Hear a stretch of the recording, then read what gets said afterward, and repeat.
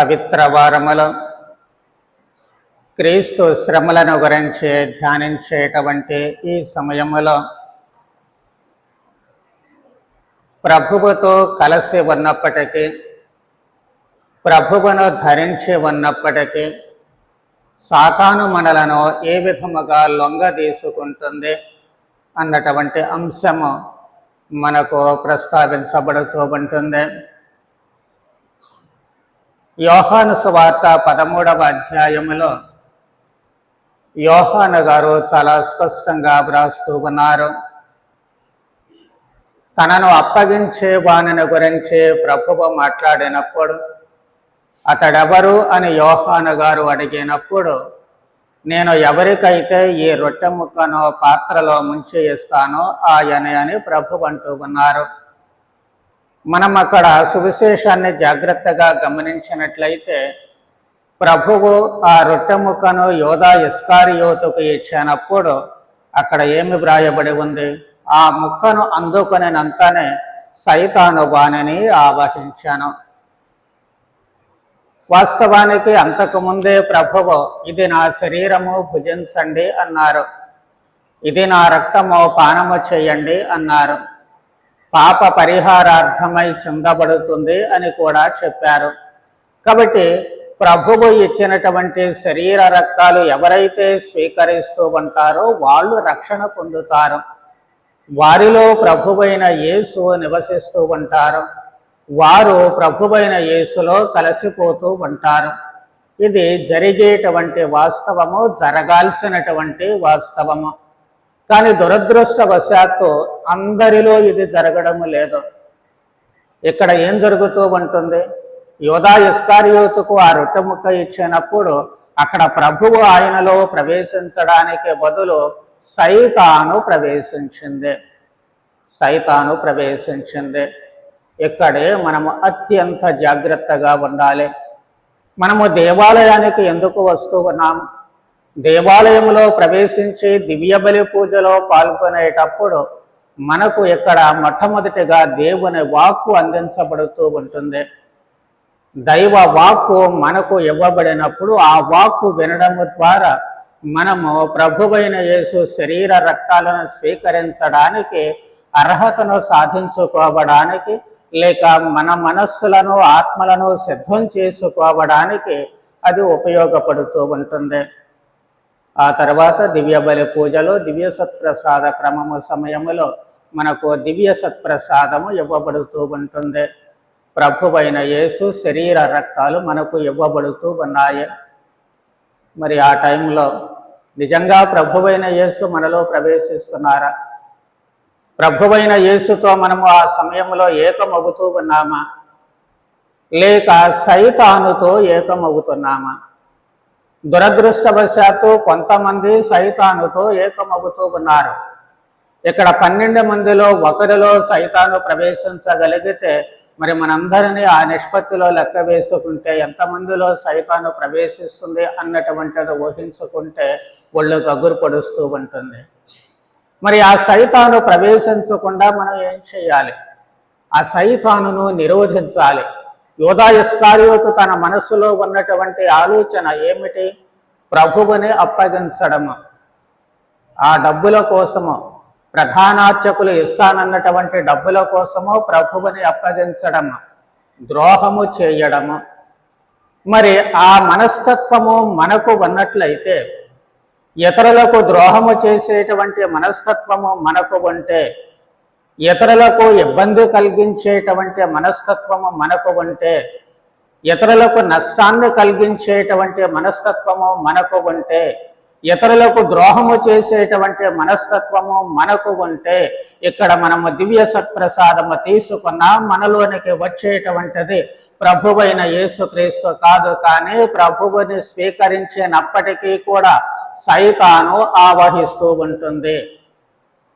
సైతాను ఆవహిస్తే చేసేటువంటిది ఏమిటి? యోధా ఇస్కారియోతు అక్కడ నుంచి లేచి వెళ్ళిపోయాడు. అక్కడ ఉండాలి ప్రభువుతో పాటు. ఎందుకంటే అయిన తర్వాత వాళ్ళందరూ కలిసి వెళ్ళాలి, ఓలివు తోటకు వెళ్ళాలి. మరి అందరూ కలిసి వెళ్లాల్సినటువంటి సమయంలో వాళ్లలో నుంచి కొంతసేపు ఎందుకు విడిపోతూ ఉన్నారు? ఆ తర్వాత మళ్ళీ వాళ్ళతో కలిసి వెళుతూ ఉన్నాడు. కానీ ఆ టైంలో ఎందుకు విడిపోతూ ఉన్నాడు అంటే సైతాను తన పనిని నెరవేర్చుకుంటూ ఉంటుంది. అక్కడ నీలో ఉన్నటువంటి సైతాను ప్రభువు నుంచి దూరం చేస్తుందని ఎన్నో కొద్ది క్షణాలే కావచ్చు, కొద్ది నిమిషాలే కావచ్చు, కొన్ని గంటలే కావచ్చు, కానీ నీలో ఆ సైతాను ఉండి తనతో ఐక్యపరచుకొని నీ చేత దుష్టత్వపు పనులు చేయిస్తూ ఉంటుంది. అందుకే నీవు చాలా జాగ్రత్తగా ఉండాలి. దివ్య సత్ప్రసాదము స్వీకరించినప్పటికీ కూడా సైతాను మనలో ప్రవేశించకుండా చాలా జాగ్రత్త తీసుకోవాల్సినటువంటి అవసరము ఏర్పడుతుంది. లేకపోతే యూదా ఇస్కారియోతు మాదిరిగా మనము ప్రభువుకి నమ్మక ద్రోహాన్ని చేసిన వాళ్ళం అవుతాము. ప్రభువుకి నమ్మక ద్రోహం చేయడము అంటే అత్యల్పులలో ఎవరికి ఏది చేసినా అది నాకు చేసినట్లే అంటూ ఉన్నారు. కాబట్టి ఇక్కడ మనము ఎవరికి ఏ ద్రోహము చేసినా ప్రభువుకే చేస్తున్నాము అన్నటువంటి విషయాన్ని మనము ఎప్పుడూ కూడా మరచిపోకూడదు. రెండవ విషయము, ఇక్కడ యూదా ఇస్కారియోతు అలా వెళ్ళిపోయాడు ప్రభువుకి ద్రోహం చేయడానికి. మిగిలినటువంటి వాళ్ళు అక్కడ ఉన్నప్పుడు ప్రభువు అంతకుముందు ఒక మాట చెబుతూ ఉన్నారు, నీవు చేయనున్నది వెంటనే కానిమ్మ. ఆ మాట వాస్తవానికి అందరికీ వర్తిస్తూ ఉంటుంది. ఎవరు ఏం చెయ్యాలి అనేటువంటిది. యూదా ఇస్కారియోతు ఏమో ద్రోహం చేయడానికి వెళ్ళిపోయాడు. మిగిలినటువంటి వాళ్ళు ఏం చెయ్యాలి? ప్రభువు ఆ తర్వాత ఏమంటున్నారు, నేను వెళ్ళు చోటుకు మీరు రాలేరు, ఇప్పుడు రాలేరు, రాయప్ప గారితో తర్వాత వస్తారని చెప్పి అంటూ ఉన్నారు. మరణించడానికైనా నేను సిద్ధమే అని చెబుతూ ఉన్నా రాయప్ప గారు, కానీ ఇప్పుడు కాదు, సమయం ఉంది, తర్వాత వస్తావు. మరి ఈ మధ్యకాలంలో చేయాల్సినటువంటిది ఏమిటి? చేయాల్సిన పని చాలా ఉంది. అక్కడ యూదా ఇస్కారియోతేమో శత్రువులతో కుమ్మక్కవడానికి వెళ్ళాడు, ద్రోహం చేయడానికి వెళ్ళాడు. కానీ వీళ్ళు చేయాల్సినటువంటిది ఏమిటి? ప్రభువుతో పాటు ఇంకా కలిసి ఉండాల్సినటువంటి సమయము వచ్చేంత వరకు అసలు చేయాల్సినటువంటి పని ఏమిటి? అది మనకు యెషయా గ్రంథము 49వ అధ్యాయము ప్రారంభపు 6 వచనాలలో చాలా స్పష్టంగా చెప్పబడుతూ ఉంటుంది. ఏమిటి అది? నీవు నా సేవకుడవై యాకోబు వంశజులను ఇశ్రాయేలును మిగిలిన వారిని నా యొద్దకు తీసుకుని వచ్చుట మాత్రమే చాలదు, నేను నిన్ను జాతులకు జ్యోతిగా నియమించును. ఒకటేమో అందరినీ నా దగ్గరకు తీసుకురావాలి. ఎవరు వాళ్ళందరూ? ఒకటి ఇశ్రాయేలు ప్రజలు, చెదరిపోయినటువంటి వాళ్ళు, తప్పిపోయినటువంటి వాళ్ళు. మనకు అదే బాధ్యత ఇవ్వబడుతుంది. చేయాల్సినటువంటి ప్రభువుతో మనము ఇక్కడ ఏకమవుతూ ఉన్నప్పటికీ మనము ఇంకా చేయాల్సినటువంటి పని ఉంది. ఒకటి, ప్రభువు దగ్గరకు అందరినీ తీసుకురావడం. ఎవరని అంటే మొట్టమొదటిగా కథోలికులనే తీసుకురావాలి. మనము కథోలికులమైనంత మాత్రము చేత, క్రైస్తవులమైనంత మాత్రము చేత మనము దైవ సమీపంలోనికి అందరూ రాలేకపోతూ ఉన్నాము. నీవు వస్తున్నావా? నీవు వచ్చేటట్లయితే రాలేనటువంటి వాళ్ళని తీసుకుని రావాలి. మీ ఇంట్లోనే చాలామంది ఉన్నారేమో దేవాలయానికి రానటువంటి వాళ్ళు, దివ్య పూజకు రానటువంటి వాళ్ళు, ఇతరత్ర ప్రార్థనలు చేయనటువంటి వాళ్ళు, బైబిల్ గ్రంథాన్ని చదవనటువంటి వాళ్ళు ఆ పనులు చేసేటట్లు చేసి దేవుని దగ్గరకు వచ్చేటట్లు చేయాలి. దేవుని వద్దకు తీసుకుని రావాల్సినటువంటి అవసరము ఏర్పడుతూ ఉంటుంది. వాళ్ళను మాత్రమే కాదు కానీ ఇతరులను కూడా వారిలో ఆసక్తి కలిగించి దేవుని వద్దకు అందరినీ కూడా నడిపించాల్సినటువంటి బాధ్యత ఉంది. అందుకోసం దేవుడు మిమ్మల్ని ఏం చేస్తూ ఉన్నారు? నిన్ను జాతులకు జ్యోతిగా నియమించాను, ఒక వెలుగుగా నియమిస్తూ ఉన్నాను. ఎందుకు వెలుగుగా తయారు చేస్తూ ఉన్నారు? నేనే జగతికి జ్యోతిని అన్నారు ప్రభువు. ఆయన వెలుగై విజ్ఞానము అనేటువంటి వెలుగును ప్రసాదించారు. సరైనటువంటి జ్ఞానము, ఏ పరిస్థితులలో ఏ విధముగా స్పందించాలి, ఏ విధముగా అర్థం చేసుకుని మానవ జీవితము ఆనందముతో ఉండడానికి ఏం చెయ్యాలి, మధ్య అంటే మానవుల మధ్య, చుట్టూ ఉన్నటువంటి వాళ్ళ మధ్య ఏ విధమైనటువంటి పగ ద్వేషము లేకుండా అందరూ కలిసిమెలిసి ఏక కుటుంబముగా ఒకే శరీరముగా జీవించడానికి ఏ విధముగా పగ ప్రతీకారాలు వదిలివేసి ప్రేమను మాత్రమే అనుసరించాలి అన్నటువంటిది ప్రభువు నేర్పడము ద్వారా ఆయన జ్యోతిగా, వెలుగుగా మనందరికీ కూడా ఉంటూ ఉన్నారు. అదే వెలుగు నీవు కావాలి. అదే వెలుగు నీవు కావాలి.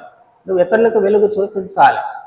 వాళ్ళు చీకటిలో జీవిస్తూ ఉన్నారా, పాపములో జీవిస్తూ ఉన్నారా, దుర్మార్గులుగా జీవిస్తూ ఉన్నారా, అనవసరమైనటువంటి పనులలో మునిగిపోయి ఉన్నారా, వాళ్లను దానిలో నుంచి బయటపడవేయాలి. ఆ వ్యసనములు అనేటువంటి చీకటిలో నుంచి బయటపడవేయాలి.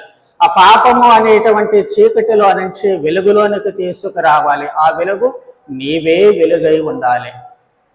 నీవు అనుసరించేటువంటి మార్గము, నీవు చేసేటువంటి పనులు, నీవు చేసేటువంటి ప్రార్థన వాళ్లకు కనువిప్పు కలగాలి.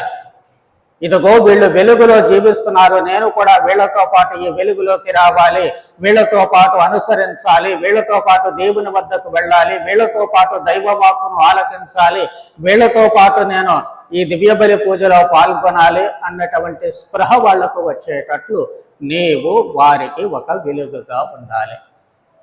అప్పుడు ఏమవుతుంది? దేవుడు చెబుతూ ఉన్నారు, అప్పుడు నా రక్షణము నేల అంచుల వరకు వ్యాపించును. ప్రభువు శిలువలో మరణించి మనందరికీ రక్షణ ఇచ్చారే. తన రక్తాన్ని ధారలుగా కార్చి ప్రభువు మనకు రక్షణ ఇచ్చారే. తన ప్రాణాన్నే బలిగా ఇచ్చి మనకు రక్షణ ఇచ్చారే. ఆ రక్షణ మనతో మాత్రమే ఉండకూడదు, మనకు మాత్రమే స్వంతం కాకూడదు.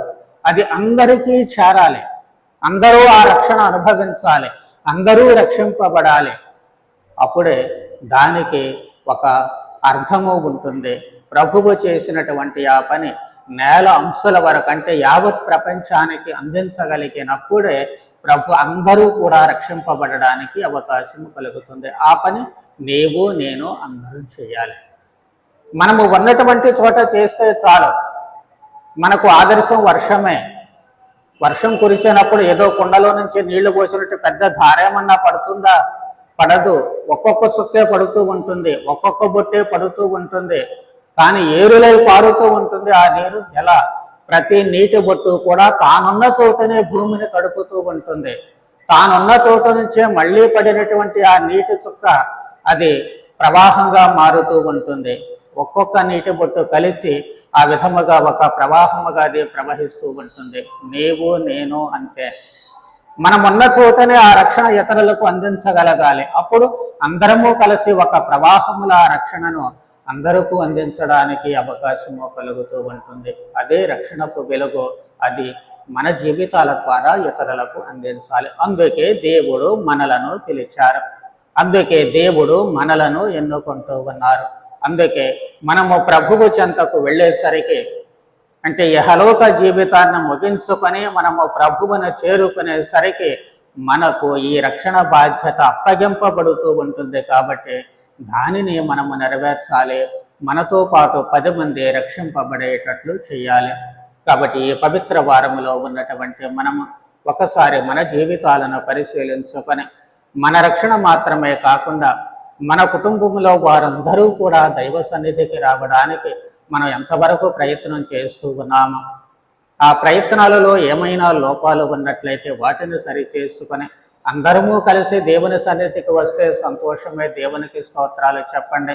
ఇంకా ఒకటి అరా ఎవరైనా సరే మిగిలిపోయి ఉన్నట్లయితే వాళ్లను కూడా ప్రేరేపించి నయానో భయానో ఏదో ఒక విధముగా వారిని కూడా దైవ సన్నిధికి తీసుకుని రావడానికి ప్రయత్నం చేయండి.